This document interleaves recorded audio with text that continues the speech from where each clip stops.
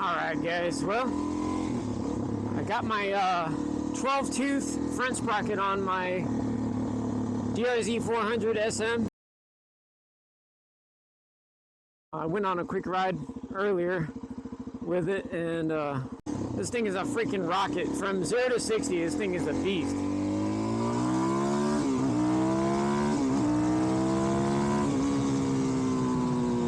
It's ridiculous. It cruises around 50, it's like its sweet spot, so if you're wondering. So original sprockets on the DRZ 400 SM is a 15 tooth front and a 41 rear tooth. And all I did is swap out the front sprocket, and it was like $10.99 for a sprocket, so I was like, fuck it, you know, I want to try it. So I ordered from Rocky Mountain ATV, by the way, and I got me a 12 tooth front sprocket, so that's 3 tooth down on the front, which is ridiculous. The front sprocket is usually much smaller than the rear, but the front sprocket has a more dramatic effect on the bike performance. So whether you go up or down on the sprocket, 1 tooth in the front equates to 3 in the rear. So basically, if I went down on the front, 1 tooth is equivalent to 3 up in the rear, if that makes sense. And that'll give you more acceleration, more low end torque, but you'll lose top end if you do that. If you want better highway speeds, you want to do the opposite. You want to go like a 16 tooth in the front and then like a lower gear in the back, if that makes sense. But for stunning and like fucking around and off-roading and just general grappling, you want to go a bigger sprocket in the rear and a smaller one up front. And this is where I wanted to go. I want to check out this lot. It's like under development, so there's nobody there, and it's a safe spot and away from cars. But I want to test out this sprocket, and hopefully I have my clutch adjuster right. Let me just get over here real quick. Check it out first. And I have about 15 pounds of air in the rear and 30 up front. So let's see if this thing will power wheelie. Or just strictly gas. I don't know. Yep, it does. Okay, that's good to know.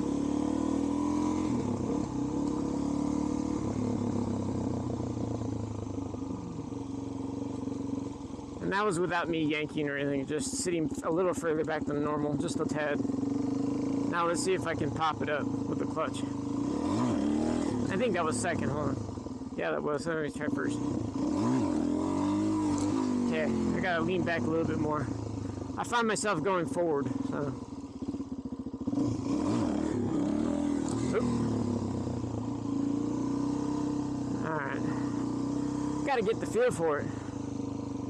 It's so different than the MT. MT, you don't have to do shit. It just does it up by itself.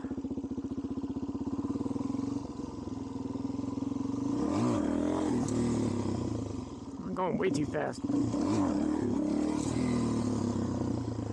Maybe it's my clutch. Hold on, let me see.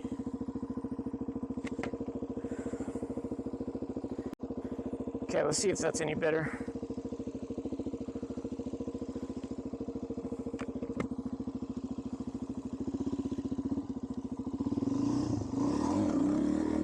Oh yeah, okay, that's what it was. I had the clutch a little too tight, I think. That's definitely better. I just gotta go smooth with the throttle. The key is to be smooth and gentle and keep your handlebar straight, your ass a little bit further back than normal. Rev it up and keep it steady. But I gotta practice, man. It's been so long. This thing wants to wander more than my MT, that's for sure. I wonder if it's because my my tires are more round than, I don't know. Maybe I gotta air down a little bit more then. I don't know. Not sure what causes that.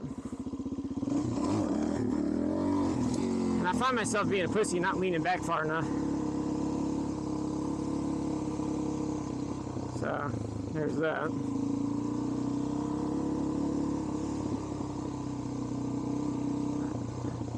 So anyways, back to the 12 tooth. Honestly, you don't even need that. That's fucking crazy. That's way overkill.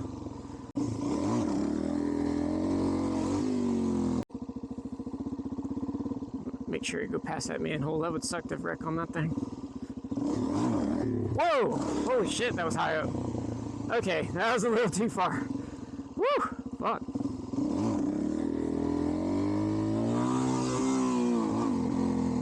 Yeah, I'm trying not to chase out the wheelies, but like I said, I'm still getting used to this bike.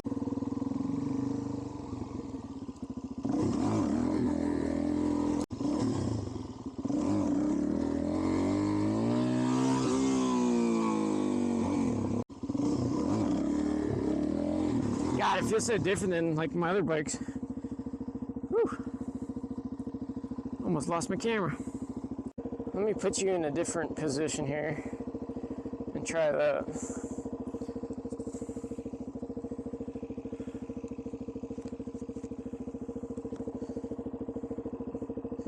Let's see if that'll hold.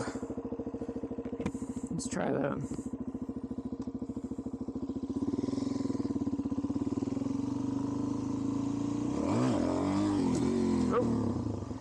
Yeah, I gotta lean back more. I keep finding myself scooting forward. It's just like natural reaction, I think. But I gotta cut that shit out. Keep your foot parallel with the ground. So if you could do that, you're basically in balance point in that general area. So that's one thing to look for.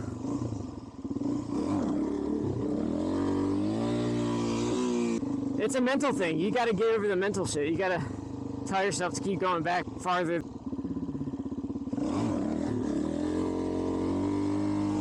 That wasn't too bad.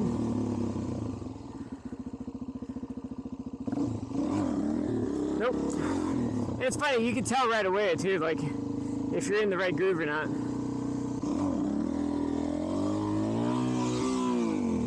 I noticed these bikes are pretty wobbly, man. It likes to wander a lot, which is kind of weird. I don't know if it's because it's a little bit more top heavy or what, but I better get out of here though. I've been here a little too long. Find a new spot.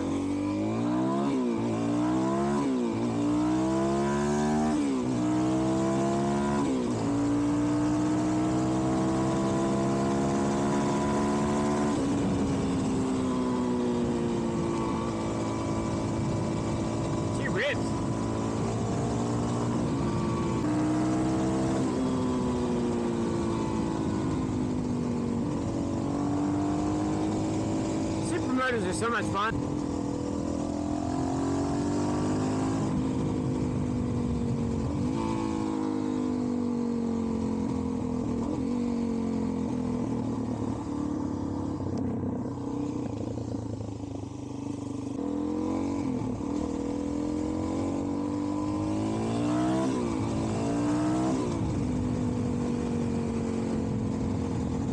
I figured out how to make my bike pop too.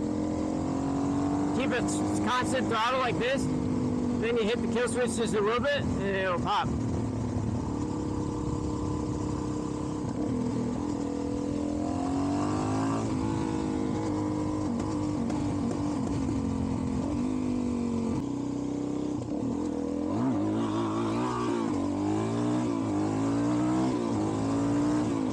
Woo! Shit, yeah.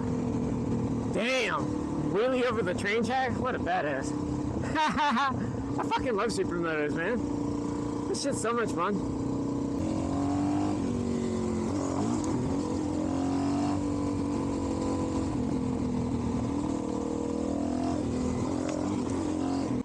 Damn, I still haven't washed this thing. I need to wash it, it's dirty. I find this clutch really soft, really weak. I'm used to like really firm, you know, you pop that clutch and it's going up, you know. I'm used to really stiff clutch springs, like on the Grom and the TW200s. I always upgraded the clutch springs for a stronger spring rate, so it bites faster, I guess, bites harder. So when you pop that clutch, it's going up, like there's no delay. And I feel like the DRZ must have a really weak clutch spring or something, because it's just, I don't know. I have to work too hard for it. I'm working too hard to do wheelie, you know what I'm saying? So I'm thinking I'm thinking the clutch springs need to be a little stiffer. I'm thinking that'll help my. I mean, I know a lot of you guys can pop it up, no problem, but I feel like, I don't know, maybe I'm just not used to it being so soft. But whatever. I know they got to be cheap anyway, so it's probably not even an expensive mod. Probably what, $30, something like that. But so far, oh my god, I love this bike. I think I've put 2 gas tanks full in it already, and oh man, it's just so much fun. Like I said, I still got to get used to it. It's really it's pretty wobbly during the wheelie. So I don't know if I could get it to stay, balanced. It should, that'd be nice. But and I don't know if it's because I'm leaning too far forward or something or what. But I got to get over the fear of that shit too.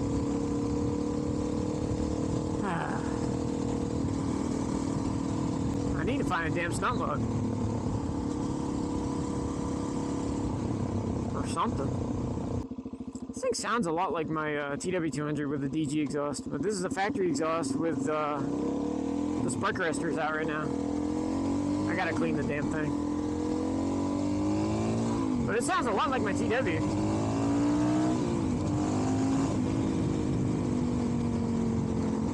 This is really intense gearing. Honestly, guys, I don't think I'd recommend the 12 tooth front unless you're either strictly stunning or maybe like hardcore off-road, like with knobby tires and shit. It's just fucking violent, man. It like jerks you back like hard. But maybe I think I'd go maybe a 13 tooth front and the stock rear. I think that should do the trick, and it won't be so damn ridiculous. I'm thinking that might do the trick. Let's see if we can do highway shit. We're gonna test it out. It's probably a bad idea, but we're gonna do it. So this is a 12 tooth with 41 rear. I just changed the front sprocket.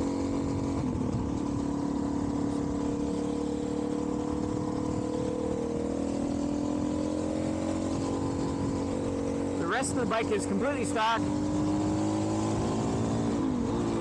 Okay, we're in 50 already. It's screaming pretty hard at 64, so let's see. 60 is a lot better. It's not as bad. Still doesn't like it, but it's not near as bad. And I still got power to go higher, but I'm scared it's gonna.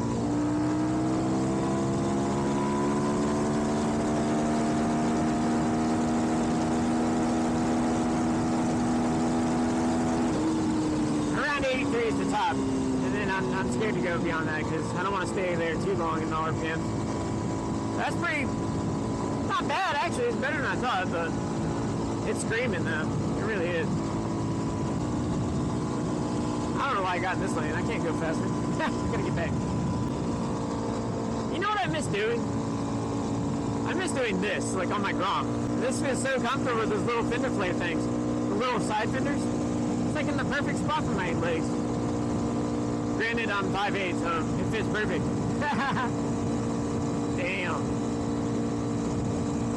That's awesome.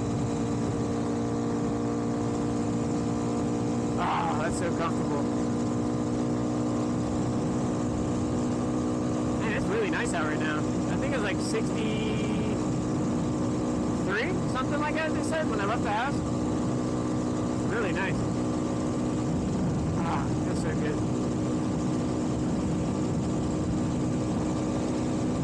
Now, hopefully before winter comes, I'll have those 70-30 tires so I can go through the snow and shit. I plan on riding even in the winter. And hopefully I'll have heated gear too. That'd be awesome. Woo! Hear that?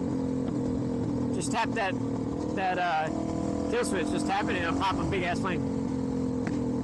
Woo! You don't want to push it all the way and just tap it a little bit. Goes pop, like a fucking gun. I love it. But anyways, what were we talking about? I'll keep you updated what I do with this sprocket. I'm probably gonna switch it out for the 13 tooth. Go up one because it's just too ridiculous. It's too intense for me. But I want something a little bit better on top end.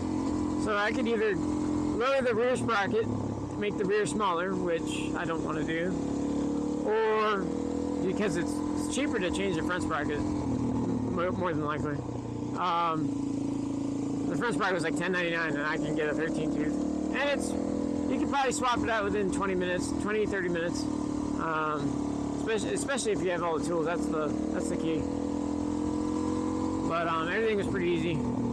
You're gonna need a torque wrench for your axle. Torque your axle to like, I think it was like 75 pounds, but a lot of guys just do it to 80 just in case. And then the front sprocket, you torque it to, Suzuki says 79 pounds, but everybody says they all fall off because of the vibration. It's like a common thing on DRZs. So they say get semi-permanent or blue Loctite, and then put it on the threads, and then torque it down to like, I don't know. I torque it down to like, I want to say like, I don't know, 85, 90, just in case. But there's plenty of videos online about it, but it's pretty easy to do, guys. I mean, like I said, you're gonna need like a 10 millimeter and a 12 millimeter to adjust the chain adjusters. You're gonna need a 24 millimeter for the rear axle and a 30 millimeter for the crankshaft, the front sprocket gear. You're gonna need a 30 millimeter on that one. And if you still have the factory rear sliders, the little pucks on the little the white little pucks on the axle, you're gonna need a 4 millimeter Allen on that one. But other than that, I mean, it's pretty easy, guys. And it'd definitely be even easier if you have like someone to sit on your bike and then hit the brake. That way it's not sliding everywhere when you're torquing it down or when you're trying to break it loose. I use the impact, by the way.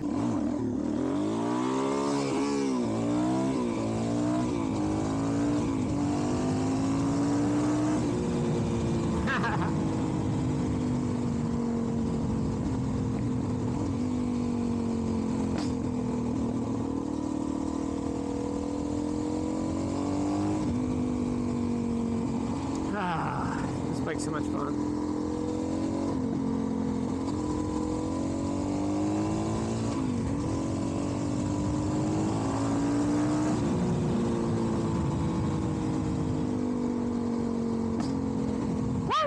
That was a good one. I don't know if you can hear it on the camera, but it's fucking loud in real life. Like I said, this is a stock exhaust too, so I don't know. I might leave the stock exhaust because it's not super loud, like without the spark arrestor. It's not loud at all, really. But and then it's super quiet with the spark arrestor. Like I mean, you can hear it, but it's like very faint, which is good for like stealth wheeling, stealth stunting, or night riding in the forest or something like that. You don't want to disturb animals. Or if you live with a bunch of Karens, that'll be good. Unless you want to piss them off. But even with it out though, it's not even that loud. At least not when riding. In idle, it sounds kind of loud, I guess, but it's not bad.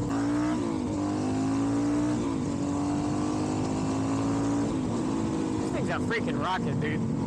It's ridiculous. Like I said, the 0 to 60 is incredible. So much fun. And now, if I was constantly like doing like tail dragging type of shit, I'd probably keep the gearing like this, but.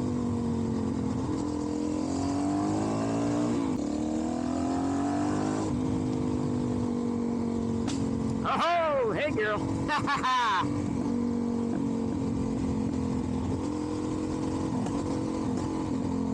Damn.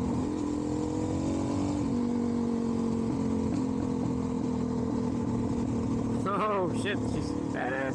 I love this fucking bike. Woo! Shit! Big flame! Ho-ho! Hell yeah. Wait till I get used to the wheelies and like the suspension and shit. Oh god, it's gonna be great. I need to find a stunt lot.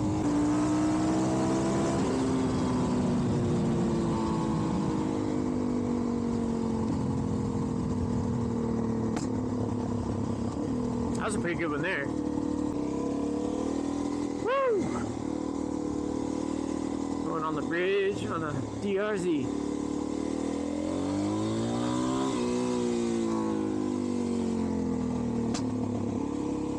Hell yeah.